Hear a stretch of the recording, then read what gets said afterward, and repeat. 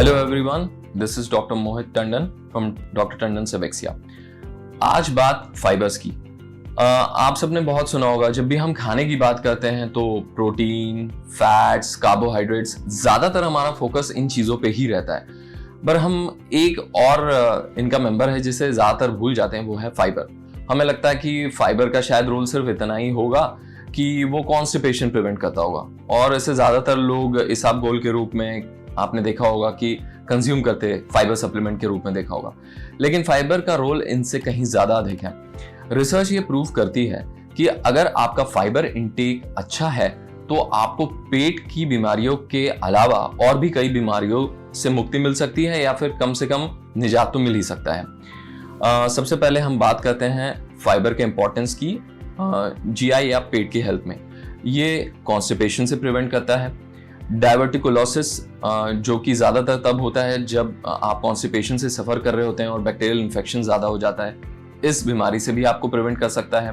Piles की तकलीफ वालों के लिए मोशंस अगर अच्छा रहता है तो पाइल्स के प्रोग्रेस होने की संभावना कम हो जाती है।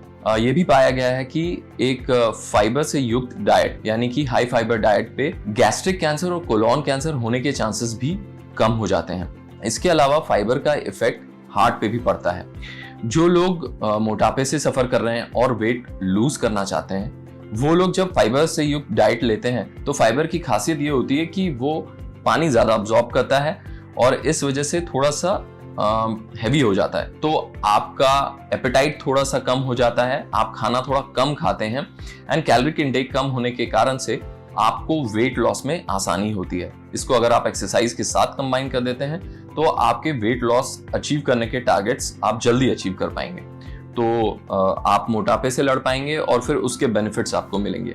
ये भी पाया गया है रिसर्चेस में कि जिन लोगों के डाइट में फाइबर का अमाउंट कंसिस्टेंटली अच्छा रहता है तो फिर ऐसे लोगों में स्ट्रोक यानी कि ब्रेन अटैक और हार्ट अटैक के चांसेस भी कम हो जाते हैं।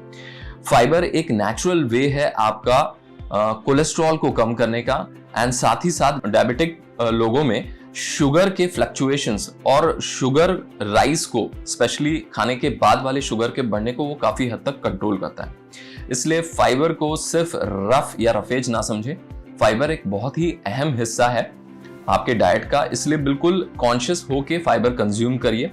फाइबर का जो एक रफ कंजम्पशन आइडिया अगर मैं आपको बताऊं तो इंडियन डाइटरी एसोसिएशन रिकमेंड करता है करीबन 30 ग्राम।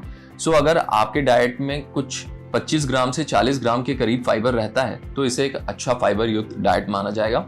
और सबसे अच्छी बात यह है कि ट्रेडिशनल इंडियन डाइट ज्यादातर फाइबर रिच होता है।